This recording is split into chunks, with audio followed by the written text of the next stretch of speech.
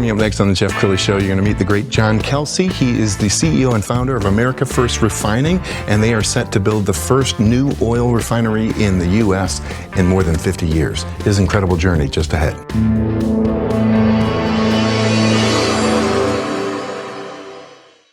Many are predicting that the worst is yet to come, which is unfortunate, said one person here. Until now, they've enjoyed the reputation of being the nation's icebox. Watched a burglar in his home this morning by webcam. As a journalist of over 25 years, stories are what make my world turn. Reporting live from the Dallas newsroom tonight, Jeff Crilley, Fox 4 News. But in 2008, I took the jump from my familiar life and started a PR firm from my home. We're talking about anyone with a camcorder like the one I'm using becomes a television network. We started slowly growing the company, and we now have over 100 clients, and we've branched into the world of live digital broadcasting. I now own 8 different TV studios and have a huge team, and the stories that I now get to share are sometimes the most important of my life. Life has a funny way of coming around full circle. This is the Jeff Crilley Show. Well, it's almost unbelievable that the last time we built an oil refinery in the U.S. was in the early 70s.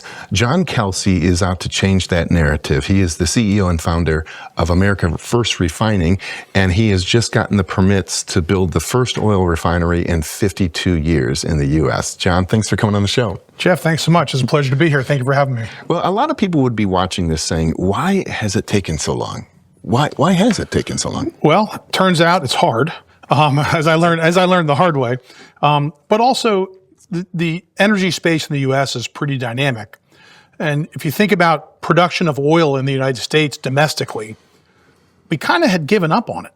We kind of got to the point where we thought we found all the oil in the U.S. and we were relying primarily on Gulf Coast oil, offshore oil, foreign oil, and all of our refineries were tuned to process that oil. It wasn't until the advent of the shale revolution, starting here in the Barnett Shale in Dallas, Fort Worth area with natural gas, and then morphing into the ability to extract oil from the shales in the early 2010s, that the U.S. domestically saw production grow. Today we sit at 13 or 14 million barrels of oil per day, but it wasn't that long ago that we were at 1 or 2 million barrels a day. Yes. So the market has dramatically changed, and with it comes opportunity. Yes.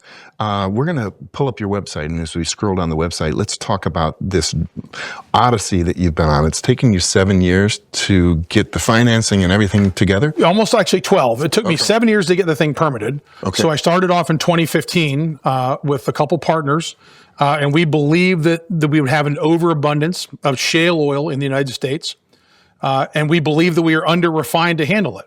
And this is the time the U.S. was producing maybe 5 million barrels or so a day, and we thought there was a lot more growth to come. So we started the permitting process in 2015, went down and met with the TCEQ, who've been terrific, met with the governor's office, and they said, John, this is great. It'll take you 18 months to get a permit. 7 years later, we got the permit. Wow. So from 2015 to 22, it took us to get through the permitting process. Well, you've been very busy media-wise. I admire your PR firm because they've done a good job. You've done all the national shows. I heard about you first through KRLD's David Johnson, and then as I was doing my homework for the show, I found a great clip from KXAN in Austin. Let's go ahead and roll that. Large-scale oil refinery in more than 50 years. President Donald Trump announced the Brownsville project yesterday on Truth Social. The refinery will be built by America's First Refineries. As State Capitol correspondent Adam Schwager reports, this project has been years in the making.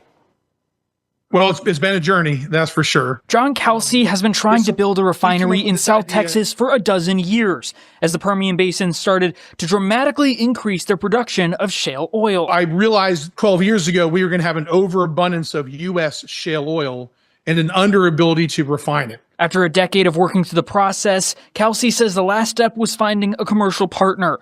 For this project, India's Reliance Group stepped up with an investment into Calce's company America First Refineries as a minority partner, with an agreement to purchase over 80% of the produced oil. University of Houston professor Ed Hurst says this investment made the project possible. Keep in mind that most refineries just process. They make pennies per gallon. They don't make dollars per gallon.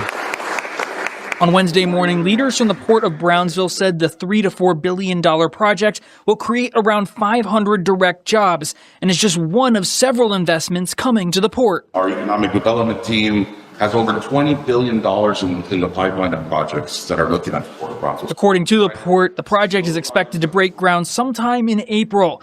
Calce hopes to have the refinery operational in a couple years. In 2028, we should have all of our large units on the ground and being assembled in Brownsville, with our first full year of operations in 2029. In Austin, I'm Adam Schwager.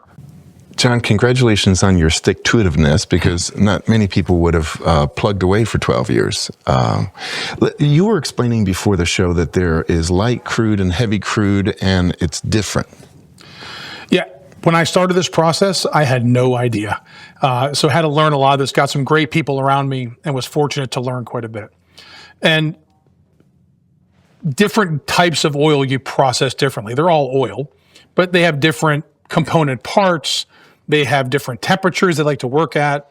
And so I like to explain to people the simplest way to think about this is a refinery is like a big oven. You're cooking oil, for lack of a better description. And an oven is an oven. And part of the challenge people ask is, why can't the other refineries just change? And they're big, complex machines. But when you think of a refinery as an oven, think that when you're setting up the refinery, you set it up at one temperature. So if you have a pizza oven, you're going to set it up at 1,000 degrees to make pizzas.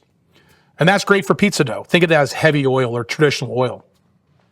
If you want to make cookies, you can take the same oven, but you set it up at 325 degrees. And that's great at cooking cookies. But if you want to bake a cookie and you put it in a pizza oven, it burns up. If you put a pizza dough in a cookie oven, you never get pizza. Yeah. The oil refinery works the same way. So we recognized that all the way back in 2015 and realized we needed to build an oven specific for shale oil. Yes. So that's what we permitted, that's what we designed. But do you see, I mean, there has to be a first, and you're the first in 52 years. Do you see others following you?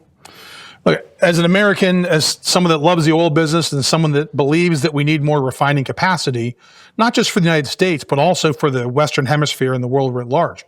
Remember, we export a lot of refined product into Mexico, into Latin America, even now into Europe and Australia. So there's additional demand for American energy products around the world. I absolutely think there's more space for more refiners. Today, we export about 5 million barrels a day. I'm going to tell you a fact that's unbelievable. A lot of that oil goes from the U.S. Gulf Coast over to Asia, because they have built refineries in Asia. So Korea, China, etc. They refine U.S. oil into gasoline, and then guess where they ship that gasoline back to? Back to us. Back to California. Oh, gosh. California imports 70% of their gasoline. So yes, the U.S. has more need for refining. We believe that octane, which is one of how you increase I call it the boom factor, right, of gasoline, is in demand. So there's more demand for that. So I think writ large, yes, we need more refineries, and we should be exporting less of our oil. We should be processing more of it here at home. And let's export high quality, high price refined products. Yeah, and as we're taping this, we're in a global crisis because of the Strait of Hormuz. Can we drill, baby, drill? Do we need more refineries to just open up the spigots? Yeah, I think you're going to see, in addition to the tankers that are lining up on the Gulf Coast, we need not just more refineries, we need more export capacity, right? Loading a VLCC, the very large crude carrier, which is a 2 million barrel vessel, you need a pretty deep water to do it. The Trump administration, along I think with the Japanese investment fund, are going to build another offshore loading facility off the port of Corpus Christi. There's currently one in Louisiana. So I think you need not only more refineries, but you need more capacity to export U.S. crude oil. Because I think in a lot of these developing nations, especially in Latin America, they've got the need for more energy. And so they could refine there as well. And sometimes it takes a little bit of pain in order for the country to shift its view. Do you think there is a shifting view on drill, baby, drill, and whether or not we need to remain hostage to the Middle East? No, I absolutely think the U.S. is and the world, honestly, is seeing that. You know, I get a lot of questions about what about EVs and electric cars, and look, there's a space for all of that, right? Part of the challenge is for an EV, you've got to make electricity from somewhere. Yes. And most of that comes from natural gas. Now, will nuclear be an answer? Probably, right? And we need that too. So I think it's drill, baby, drill, refine, baby, refine, but all the above is the strategy. The world needs more energy. We're growing. People that are in developing nations, they want to have a car. They want to cook. They want to have electricity all the time. The U.S. is blessed to have an abundance of natural resources. So we should pursue an all the above strategy. And in doing so, we actually enhance our national security. So that's one of the big credits I think the Trump administration gets is an all the above path and recognize that this is truly a national security issue. Because if you're out of gasoline, you can't turn the lights on, you can't put diesel in the truck to haul the goods around, we have a real problem. And how long before your refinery will be producing? Well, that's a great question. I wish it was tomorrow. It's only been 12 years so far. But yeah, we're going as fast as we can. We anticipate having all of our large units on the ground in Brownsville in 2028, with our first year of commercial operations in 2029. So about three years from today. All right, John, we're almost out of time. So look into the camera on the left and give some final thoughts. Well, I just want to say thank you, Jeff, to you and your team for having us on and let us tell our story. Thank you again to all the folks that I work with, whether it's the TCQ, the governor's office, the National Energy Dominance Council, as well as my team that on the America First refining team who work every day to make this happen. And we appreciate all the good words and support from the public. So thank you all for your time today, and thank you for all the support. Absolutely. We're going to end with his website, which is americafirstrefining.com. The great John Calce. Thanks for coming on the show. That's it for now. We'll see you next time. Thank you.